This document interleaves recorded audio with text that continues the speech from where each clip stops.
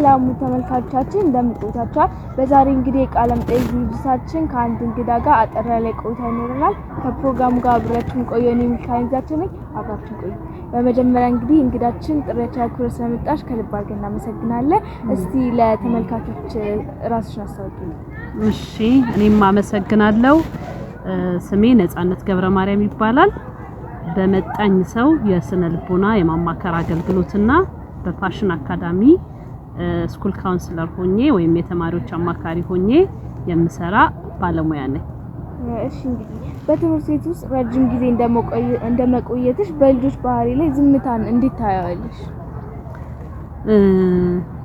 ዝምታ በልጆች ባህሪ ላይ ዝም ማለት እንደ መልካም ባህሪ አንቆጥረውም። ዝምታ በራሱ ተማሪዎች ላይ ልጆች ላይ የሚያሳድረው የራሱ የሆነ ተጽዕኖ አለው። ያ ማለት ምንድነው? አንድ ተማሪ ዝም ስላለ ጨዋ ነው አርፎ ትምህርቱን ይከታተላል ማለት አይደለም። የራስን ሐሳብ ያለ መግለጽ፣ ራስን በነፃነት ካለ መግለጽ ጋር እንዲሁም ደግሞ በራስ የመተማመን ክህሎትን የማጣት እንደዚህ አይነት ችግሮች ሊያስከትል ስለሚችል ዝም የሚል ተማሪ ጨዋ ነው ብለን ማለት አንችልም ማለት ነው። ከባህል አንፃር ስናየው ብዙ ጊዜ ባህላችን ወይም የሀገራችን ካልቸር ዝምታን ያበረታታል። ዝም ባለ አፍ ዝም ባይገባም ይባላል። ያ ማለት ልጆች ዝም እንዲሉ ከማበረታታት አንፃር ዝምታ አይነቅዝም ይባላል።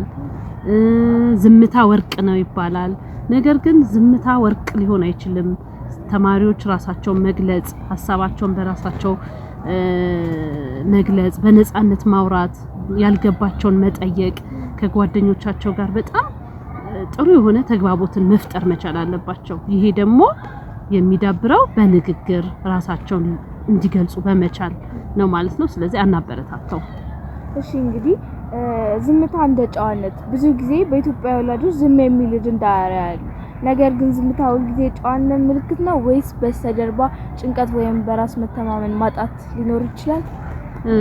አዎ ዝምታ ውስጥ እንዳልኩሽ ነው። ቅድም እንዳልኩሽ ባህላችን በጣም ዝምን ማለት ከማበረታታቱ የተነሳ ተማሪዎች ዝም ባሉ ቁጥር ሐሳባቸውን ወደ ውጭ ስለማይገልጹት ስለማያወጡት በውስጣቸው የመጎዳት፣ የማሰላሰል፣ ውጥረት ውስጥ የመግባት፣ ጭንቀት ውስጥ የመግባት ስለሆነ ባገኘነው አጋጣሚ ሁሉ ልጆች ከዛ ሲያልን ሐሳባቸውን እንዲገልጹ የማውራት ጥበባቸውን እንዲያዳብሩ ሁልጊዜ እየጠየቀን ልጆችን ማብቃት መቻል አለብን። ዝም እንዲሉ ማበረታታት አይጠበቅብንም። እሺ ቅጣትና ስነ ስርዓት በትር ካልቀመሰ ልጅ አይማርም የሚለው የቆየ አመለካከት በአሁን ጊዜ ካለው የልጆች ስነ ልቦናና ጥናት አንፃር እንዴት ይታያል? እናም አካላዊ ቅጣት በልጅ የመማር ፍላጎት ላይ የሚያመጣው ጉዳትስ ምንድነው? ቅጣት በየትኛውም አመለካከት ስናየው በስነ ልቦናም ሊሆን ይችላል፣ በመማር ማስተማር ውስጥ ስናየው ሁልጊዜ ቅጣት የራሱ የሆነ አሉታዊ ተጽዕኖ አለው። ከስነ ስርዓት ጋር አሁን ስነ ስርዓትን የምናስተምራቸው ሁልጊዜ በመቅጣት በመናመን ሳይሆን ተማሪዎች ለሚያሳዩት የተገባ ባህሪ ወይም መልካም ባህሪ ጥሩ ነገር ካሳዩ በማመስገን ምስጋና ብዙ ነገር ስለሚጨምር በማመስገን ልጆችን በማበረታታት በማድነቅ ችሎታቸውን እንዲያወጡት በማድረግ ነው ስነ ስርዓት የምናስተምራቸው። በመቅጣት ስነ ስርዓት ልጆችን ማስተማር በፍጹም አይቻልም። ከቅጣት ጋር ስናየው ደግሞ ለምሳሌ ቅጣትን አካላዊ ቅጣት እንለዋለን፣ ስነ ልቦናዊ ቅጣት እያልን ከፋፍለን በብዙ ዘርፍ እናየዋለን። አካባቢያችን ትምህርት ቤት እንደመሆኑ መጠን በትምህርት ቤት አንፃር ስናየው አካላዊ ቅጣት ልጆችን እንዲፈሩ፣ እንዲሸማቀቁ፣ እንዳይሰሩ ብሎም ደግሞ ከህፃናት መብትና ኮንቬንሽን አንፃር አካላዊ ቅጣት የማይመከር ወንጀልም ጭምር ነው። ተማሪን መቅጣት በአሁኑ ሰዓትም ሆነ ከበፊትም ጀምሮ የሚበረታታ የሚደገፍ ነገር ስላልሆነ ቅጣት የሚለውን በትር በተለይ የሚለውን የአስተማሪዎች ጎማ ይዞ ክላስ መግባት በተለያየ ሁኔታ ልጆችን አካላዊ ቅጣት ተማሪዎች ላይ ማድረስ በፍጹም አይመከርም። ወደ ስነ ልቦናው ቅጣት ስንሄድ ስነ ልቦናዊ ቅጣት ደግሞ ከአካላዊው ቅጣት በበለጠ መልኩ አእምሯቸው ላይ ለረጅም ሰዓት አልችልም የሚለውን ስሜት ያዳብርባቸዋል። ከአእምሮም የሚወጣ ነገር አይደለም። ረጅም ሰዓት የሚቆይ በአእምሮስ ረጅም የማሰላሰል የማወቅ ያለመቻል ነገራቸው ሊያሳውቃቸው የሚችል ፕሮሰስ ስለሆነ ቅጣትን በፍጹም አንመክርም። ስነ ልቦናዊ ቅጣት የምንላቸው ለምሳሌ አትችልም፣ ስድብ፣ አንተ ሰነፍ ነህ የምንለው ከሆነ አንድን ተማሪ ደጋግመን አለመቻሉን የምንነግረው ከሆነ ይሄ ስነ ልቦናዊ ቅጣት ነው የምንለው። አልችልም የሚለውን በቃ እኔ ሰነፍ ነኝ እኔ አልችልም ብሎ ያሳድራል።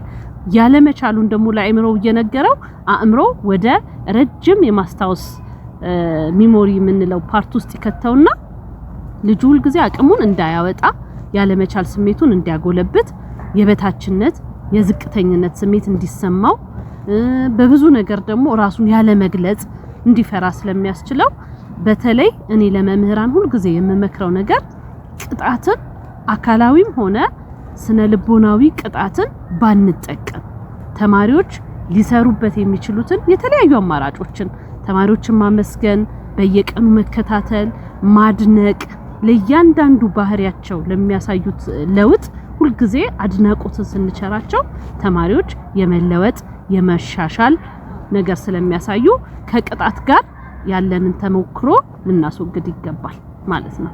አስፈላጊ አይደለም። አንቺ ቅጣት በፍጹም መቅረት አለበት ነው ለሽም ታስቢ? አዎ ቅጣት በፍጹም ቅጣት ተማሪዎች በፍጹም ሊቀጡ አይገባም። በፍጹም እንደ እድሜ ደረጃቸውም ስናይ ከታች ጀምሮ ያለውን ነገር ትምህርት ነው የሚጠሉብን። በተለይ ህፃናት ሲሆኑ ከአራተኛ ክፍል በታች አሁን የኛ የትምህርት ኮምፓውንድ ከ1 እስከ 8 ስለሆነ ከአራተኛ ክፍል በታች ያሉ ተማሪዎች ቅጣት ከቀጣናቸው ነገ ወደ ትምህርት ቤት የመምጣት ፍላጎታቸው በጣም ይቀንሳል። ክፍል ውስጥም ከገቡ በኋላ ሁሉ ጊዜ ተሸማቀው ነው የሚኖሩት፣ ተሳቀው ነው የሚኖሩት። ያ ደግሞ ትምህርታቸውን በትክክል እንዳይከታተሉ ስለሚያደርጋቸው ቀደም እንደነገርኩሽ አካላዊም ሆነ ስነ ልቦናዊ ቅጣት በተማሪ ላይ በጣም ብዙ አሉታዊ ነገሮችን ስለሚያሳድር አይመከርም። እሺ እንግዲህ የደረጃው ፍክክር በኢትዮጵያ ትምህርት ቤቶች አንደኛ ሁለተኛ እየተባለ የሚሰጠው ደረጃ በልጆች መካከል ባለው ማህበራዊ ግንኙነትና በራስ መተማመን ላይ የሚያመጣው አሉታዊ ተጽዕኖ ምንድነው? በትምህርት ላይ ያለ ፉክክር ጥሩ ፉክክር ነው፣ ጥሩ ነው፣ የሚበረታታ ነገር ነው። አሁን ነገር ግን ደረጃ ስናወጣ ደረጃ ስንመድብ እንዴት አድርገን ነው የምንሰራው ብለን ስንይ ልጆች እያንዳንዱ ልጆች ሁሉ ጊዜ ምን አላቸው? ልዩ ፍላጎት አላቸው። የራሳቸው የሆነ ድብቅ ችሎታ፣ የራሳቸው የሆነ ትልቅ ነገር አላቸው። የተወሰኑ ልጆች መማር ሲፈልጉ በመነካካት የሚማሩ ልጆች አሉ። አንዳንድ ልጆች በማዳመጥ የሚማሩ ልጆች አሉ። አንዳንድ ልጆች ደግሞ በማየት የሚማሩ ልጆች አሉ። እነዚህ ልጆች ሁሉ ለይተን እንደ ፍላጎታቸው እንደ ችሎታቸው እንዳላቸው አቅም ልጆቹን ማብቃት ማገዝ ነው የሚጠበቅብን። ያ ማለት ምንድነው? እያየ የሚማር ተማሪ እያየ የሚማርበትን የትምህርት መርጃ መሳሪያዎችን ሳናሟላ አስተምረን በመነካካትና በመስማት ከሚማረው ተማሪ ጋር እኩል አድርገን ደረጃ ልንሰራላቸው አይገባም። በተለይ ታች ግሬድ ይሄ ኬጂ የምንለው ክፍል ላይ ደረጃ ለተማሪዎች መስጠት ተማሪዎችን የሚጎዳ እኔ በቃ አልችልም የሚለውን ስሜት ስለሚያዳብር ኬጂ ላይ በተለይ ደረጃ አይመከርም። ከፍ እያሉ ግን ሲሄዱ በተወሰነ ደረጃ ያላቸው ለውጥ አርአያ እንዲሆናቸው ተማሪዎች ማብቃት፣ ጎበዞችን ማበረታታት፣ ትንሽ ደከም ያሉትን ተማሪዎች ደግሞ ወደ ላይ ለማምጣት ስለሚጠቅም እንደ ሁኔታው ያያየን ደረጃ ልንመድብላቸው እንችላለን ማለት ነው። እሺ ንባብና መረዳት ብዙ ተማሪዎች በ10 አመታቸው እንኳን መሰረታዊ ንባብ ይቸገራሉ። ይህ የንባብ ድክመት በልጁ ስነ ልቦና ላይ ለምሳሌ እኔ ደካማ ነኝ ብሎ የማሰብ የሚያሳድረው ተጽዕኖ ምንድነው? ንባብን ስናይ ንባብ ከአራቱ የትምህርት ክህሎቶች ንባብ፣ ጽህፈት፣ መግባብ፣ ንግግርና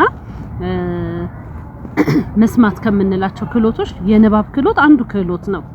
ሊዳብር የሚችለው ምንድነው? ከታች እድሜያቸው ጀምሮ ልጆች አቅማቸው በሚመጥን መልኩ በጣም ከለርፉል የሆኑ ወይም ደግሞ በጣም በተለያዩ ቀለማት የተዋቡ መጽሐፍትን እየገዛን መጀመሪያ ከቀላል ወደ ከባድ እየሄድን ከቃላት ስንጀምር ለምሳሌ በን እንዲያቅ አድርገነው ከበቀጥሎ የበፊደላትን የበን ቤተሰብ በትክክል እንዲያቅ አድርገነው ከዛ በኋላ ደግሞ በበ ቃላት እንዲመሰርት አድርገን ከቃላት በኋላ ደግሞ አሁንም በበዘሮች ወደ አረፍተ ነገር እንዲህ ነገር እያስገባ ነው። ከቀላል ወደ ከባድ ከታችኛው የእድሜ ደረጃቸው ጀምሮ የምንሄድ ከሆነ ህፃናት የንባብ ክህሎታቸው እየዳበረ ይሄዳል። በእኛ አገር ግን ስናስበው ልጆችን መጽሐፍ ሰተን በእረፍትም በመዝናኛም ቦታ መጽሐፍ ሰተን ልጆችን ከመጽሐፍ ጋር የማለማመድ ባህላችን በጣም ዝቅ ያለ ነው። ከመጽሐፍ ጋር ብዙ አናግባባቸውም። የመጽሐፍ ትውውቃችን በጣም ትንሽ ነው። ከሰራንበት ግን ከታች ጀምሮ ልጆች የመጽሐፍ ችሎታቸው የማንበብ ችሎታቸውን እያሳደጉ እያወቁ የንባብ ፍቅር እያዳበሩ ለትንሿ ንባብ ደግሞ አንብበው ላወጡት ነገር በጣም ስናደንቃቸው ስናመሰግናቸው ነገ ከቃላት እንዳልኩሽ ወደ ፊደል ከፊደል ወደ ቃላት ከቃላት ወደ አረፍተ ነገር የንባብ ችሎታቸውን እያሳደጉ እያዳበሩ ይሄዳል። ግን ማበረታታት አርአያ ሆኖ እያነበብን ማሳየት የንባብ ፍቅር እንዲኖራቸው ከተወሰነ ከትምህርት ቤትን ባሻገር እቤት ውስጥም ጊዜ በመስጠት አሁን በአሁን ሰዓት ላይ በተለይ ስናይ ወላጆች በጣም ቢዚ ናቸው። የኑሮ ሩጫ አለባቸው፣ የኑሮ ውድድር አለባቸው።